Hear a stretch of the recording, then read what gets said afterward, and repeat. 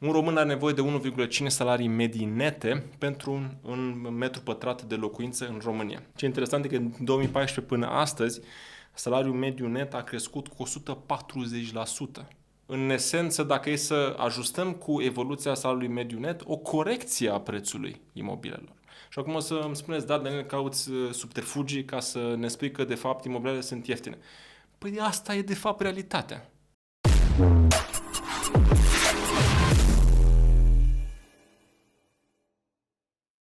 Știai că un român are nevoie de 1,5 salarii medii nete pentru un metru pătrat de locuință? Mult, puțin? Aflăm imediat, dar până atunci vreau să-ți arăt ceva ce pe mine mă surprinde foarte mult. Uite, acest grafic de la noi de pe canalul de YouTube spune că 68,3% dintre voi care vă uitați frecvent la acest canal nu dați subscribe. Și eu știu că vă place ceea ce vedeți aici, pentru că de asta reveniți. Așa că vă recomand și vă rog, apăsați pe butonul ăla de subscribe, cred că e pe aici pe undeva. Și în felul ăsta o să ne ajutați să aducem invitați și mai valoroși aici la noi la studio, în podcasturile săptămânale, informații și mai de valoare și tot ceea ce aveți nevoie să puteți să luați decizii bune, informate despre investițiile voastre în imobiliare. Așa că nu mai sta pe gânduri, dă subscribe și o să vezi cum lucrurile o să crească. E promisiunea mea către tine. Și acum revenim. 1,5 salarii medii nete pentru un metru pătrat de locuință. E mult? Puțin? Asta e ce spune ultimul studiu al The Concept pe care l-am lansat recent în legătură cu piața imobiliară din România.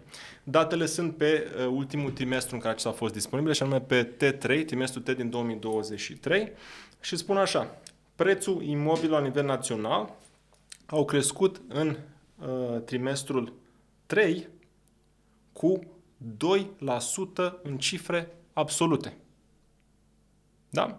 Față de aceeași perioadă a anului precedent. Deci trebuie să ne referim clar la trimestrul 3 și din 2022. 2% ai putea spune că e mult, că e puțin, dar ce este mai interesant este dacă mergi pe pagina următoare a studiului în care vedem evoluția prețurilor ajustate cu inflația. Deci dacă pui inflația pe de-o parte și prețul mediu pe imobile în România pe de altă parte, o să vezi de fapt că imobiliarele în 2023, în trimestrul 3, s-au corectat cu 6,3%, adică practic ele în valoare reală ajustată cu inflația au scăzut cu 6,3%. Deci avem practic minus 6,3% la imobiliare în trimestrul 3 din 2023 în comparație cu trimestrul 3 din 2022.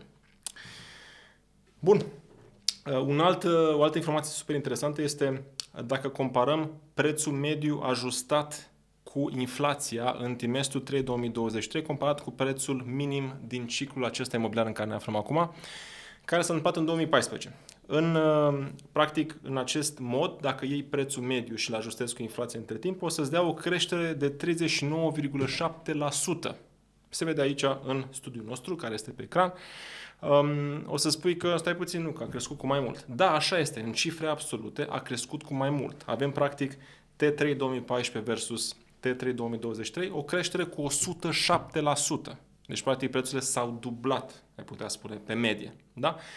Dar în realitate și noi am câștigat mai mult și în general, fiind mai mulți bani disponibili în economie între timp, toate prețurile în toate sectoarele s-au majorat, și asta dă mai departe acest indice care se numește inflația și pe care noi în momentul în care calculăm în valoare reală, de fapt, un bun imobiliar, îl luăm în calcul și ajustăm creșterea absolută.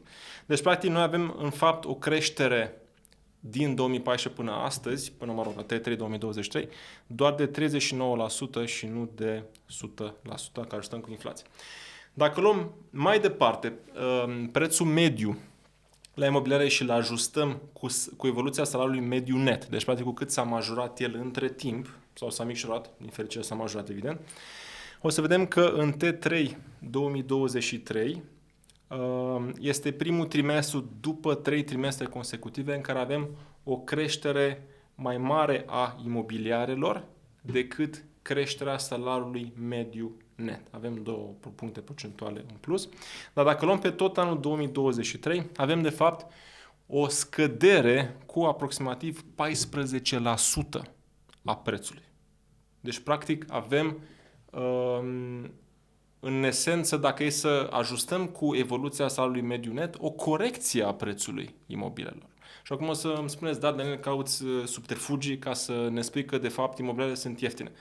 Păi asta e, de fapt, realitatea. Dacă tu și când ajuta cu inflația și ajusta cu salariul mediu net, ai, de fapt, o scădere, înseamnă că, în fapt, puterea de cumpărare a oamenilor a crescut mai repede decât a crescut prețul la imobiliar. Ce interesant e că în 2014 până astăzi, salariul mediu net a crescut cu 140%. Da? De fapt, de aici e și diferența aceea pentru ajustarea prețului cu salariul mediu net. Ne întoarcem la ce vă spuneam la începutul acestui material, și anume că un român are nevoie de 1,5 salarii medii nete pentru un metru pătrat de locuință în România. Dar dacă săpăm mai în profunzime și ne uităm pe regiune, luăm mai departe media prețului pe regiunea respectivă și media salariului mediu net. Și de asta o să avem și diferențe, pentru că la nivel național, în iulie 2023, salariul mediu net era în aproximativ 920 de euro, iar în București, de exemplu, era 1186 de euro, iar prețul mediu pe metru pătrat în România era pe medie la 1450 de euro. Ne întoarcem. Mai ziceam că la nivel național este 1,5 salarii medii nete pentru un metru pătrat. Dar dacă ne uităm pe București, pentru mine este absolut surprinzător și în același timp îmi dau seama de oportunitate. Bucureștiul necesită, sau un bucureștean, da? Are nevoie de 1,3 salarii medii nete pentru un metru pătrat de locuință. Deci, practic, este mai accesibilă o locuință în București față de media națională. În Brașov, un brașovean are nevoie de 1,9 salarii medii nete, un clujean are nevoie de 2,2, mai departe Timișoara 1,5, Iașu tot pe acolo, tot pe la 1,5 și din nou Constanța 1,9. Deci, practic, dintre cele 6 orașe mari ale României, incluzând și Bucureștiul, Bucureștiul este cel mai accesibil. O să spuneți, wow! Dar nu se poate, că am auzit că în București se tranzacționează și cu 10.000 de euro metru pătrat. Da, punctual, o locație pe Chiselef. That's it, atât. Dar grosul, pentru că în momentul în care calculezi o medie, descalculezi tot stocul. Da? Grosul este, de fapt, în zona inferioară de preț. Și de aici, de fapt, ne dă această accesibilitate. Vă recomand și chiar vă rog, scrieți în comentarii ce părere aveți pe tema asta, pentru că e o informație care poate fi brutală pentru interviu. O să spuneți că, mamă, a venit ăsta care clar are prejudecăți că vrea să ne vândă imobiliare, să ne spună, de fapt, niște lucruri care noi nu trebuie să le credem, că de fapt nu sunt reale. Bă, sunt reale, sunt studii bazate pe date de la Institutul Național de Statistică din România, de la imobiliare.ro, de la ANCPI și așa mai departe. Adică avem practic date oficiale pe care noi ne bazăm studiile și dacă nu mă credeți, luați studiul, l-aveți aici în description, în descrierea acestui video, dați click pe link și o să vă deschidă landing page-ul în care aveți acolo și posibilitatea să descărcați studiul, să vă uitați peste el. Aici, în descrierea videoului, da? Mergem mai departe. Evident, știm deja numărul de tranzacții în România în 2023, vorbim acum de primele 2 trimestre care m-am pus date, a fost în scădere față de trimestrele anterioare din anul anterior, dar din nou, pentru că România este o țară care e acum într-o creștere cumva oportună dată de poziția geostrategică în care ne aflăm și pentru că cumva plecat de jos, faptul că au scăzut numărul de tranzacții nu a afectat valoarea prețurilor la vânzare, pentru că cererea este în continuare reală și bazată și pe resurse, adică există salariu bun în România, care tot crește de ceva timp, și, mă rog, și multe lucruri care se întâmplă în bine în România în ultimii ani. Un alt lucru pe care îl dă raportul nostru trimestrial este raportul cash versus credit și l avem calculat pe România și pe București și pe celelalte orașe. Pe România și pe București, pe România a ajuns la 58% din total tranzacții se fac cu cash, este incredibil față de media europeană, iar în București este 52%. ambele sunt în creștere față de anii anteriori. Cumva normal, dobânzile au fost oarecum în creștere în ultimii ani, deși acum de la începutul 2024 au început să scadă. În Iași, de exemplu, ajung la 60% în total tranzacții se fac cu cash. În Constanța este jumate-jumate, ușor în scădere față de anii anteriori, interesant. Deci, practic, în Constanța încep să folosească mai mult credit în ultima vreme. În județul Timiș avem 54%, iarăși în creștere, Cluj 57%, Brașovul, campion la acest capitol, 69% dintre tranzacții se fac cu cash și doar 31% se fac cu credit.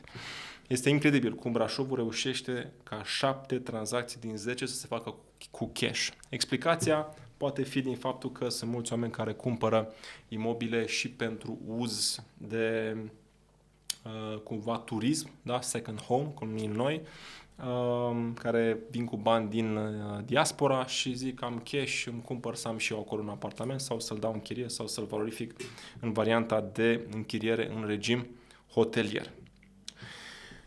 Un indice extrem de interesant pe care nu mai găsiți în alte studii în România este indicele legat de randamentul mediu brut al investițiilor rezidențiale în România și am luat pe orașe, pentru că era cel mai simplu, și am calculat pe niște medii.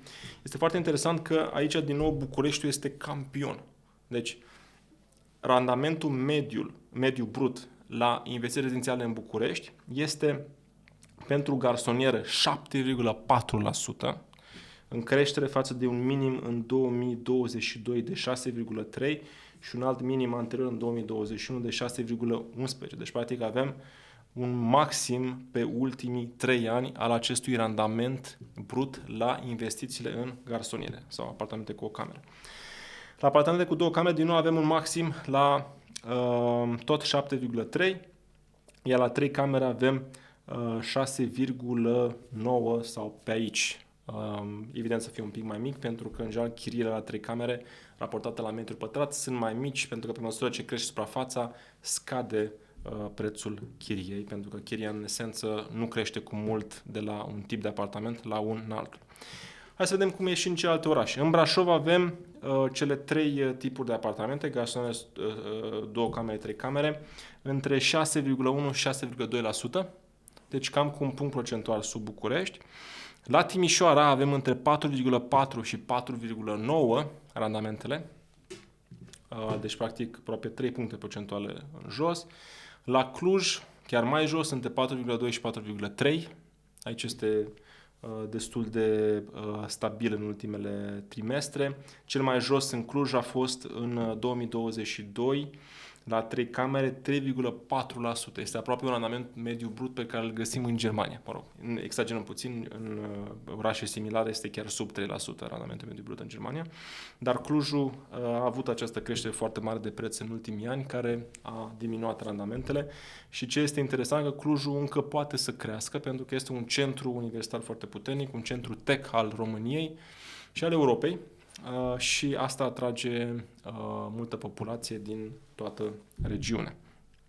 Iată Constanța, cum a crescut pe long term renting, deci poate pe închiriere pe termen lung. Randamentul mediu brut a ajuns la 2 camere la 7,12, aproape cât în București.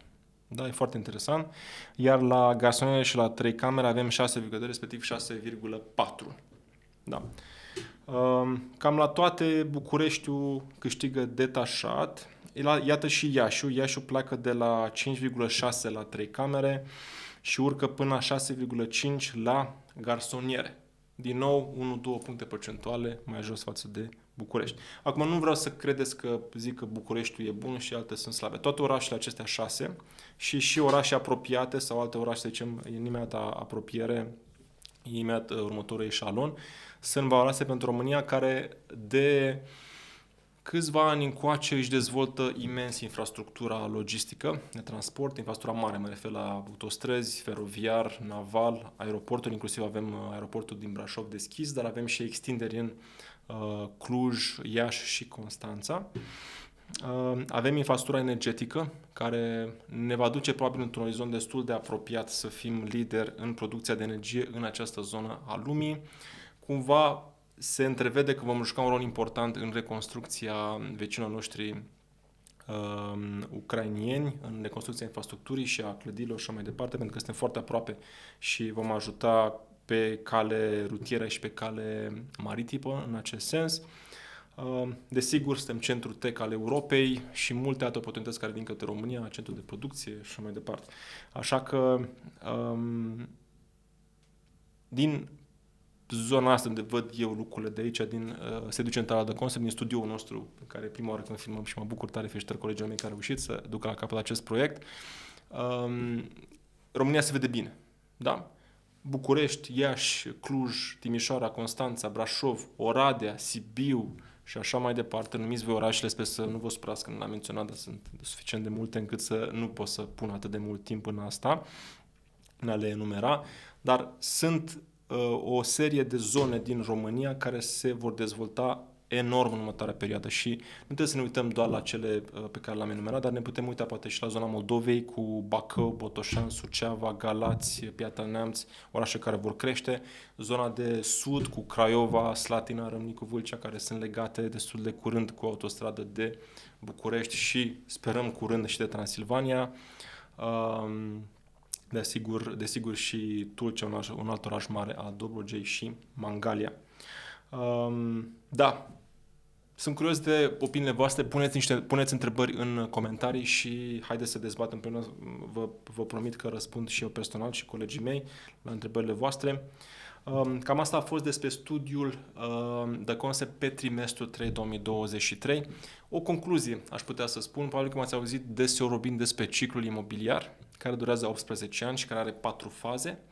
Dacă vă aduceți aminte, prima fază era o fază de creștere ușoară, după o criză anterioară, după care urma o perioadă de platou sau de corecție temporară, prin corecție înțelegând o scădere de până la 10, maxim 15%, urmată de o creștere accelerată pe parcursul a 4, 7, 8 ani, da, cel mult, în care creșterile sunt chiar galopante, iar la capătul acestei perioade avem și o perioadă de prăbușire, de recesiune, prin care România a trecut, de exemplu, în perioada 2008-2012, chiar până prin 2014, numai că prăbușirea mai puternică a fost în primii ani, după 2008, a fost 2009-2010. Noi ne aflăm pe acest ciclu undeva la jumătatea lui, fix încă în perioada de stagnare, sau în valori reale chiar de scădere, chiar de corecție, pentru că dacă ajustăm cu inflația și cu salariul mediu, cum spuneam mai devreme, avem practic o corecție la imobiliare în România. Dar la capătul acestei perioade de stagnare urmează partea asta interesantă, în care prețurile cresc tare pentru că între timp s-a acumulat mult capital. Unde? În depozite, în conturile oamenilor, în salariile pe care le încasează în fiecare lună, în alte active care le generează alte venituri și așa mai departe, plus companii care vin și aduc capital aici și investesc. Deci e efectiv o furtună perfectă în care, după ce oamenii au din nou încredere în economie și în viitorul lor, încep să investească banii cu mai mult încredere și cu mai multă rapiditate. Deci poate se creează această spirală care duce prețurile în sus, pentru că imobiliare, din păcate, spre deosebire de alte piețe, nu pot produce la fel de repede cum crește cererea. Principiul de bază al economiei, dacă cererea crește mai repede decât oferta, prețul, evident, o va lua în sus. Un ciclu de producție imobiliară durează în medie cam 2,5-3 ani. Dacă cererea crește mai repede decât producția în ăștia 3 ani, evident că prețul va crește destul de tare. Așa că estimarea noastră este că după ce dobânzile vor scădea, războiul din Ucraina se termină și oamenii încep să aibă mare încredere pentru că inflația se echilibrează și viitorul sună mai bine, așteptați-vă să se ducă mulți bani către imobiliare și destul de probabil prețul să crească accelerat, pentru că în momentul de față de media Europei, România este cea mai accesibilă țară la prețuri în imobiliare. Mult succes în investiții! Nu uitați, în descriere găsiți linkul către studiul de Concept pe trimestru 3. Vă recomand să intrați, să vă abonați dacă doriți și să primiți în felul ăsta și următoarele studii. Și nu uitați ce v-am spus la începutul acestui video, dați click pe subscribe pentru că o să ne ajute să vă aducem informații și mai valoroase, date și mai bune, invitați și mai tari la podcastul nostru săptămânale și să ne bucurăm împreună de mai multă prosperitate. Toate bune! Ceau! Să avem un 2024 extraordinar! Ceau!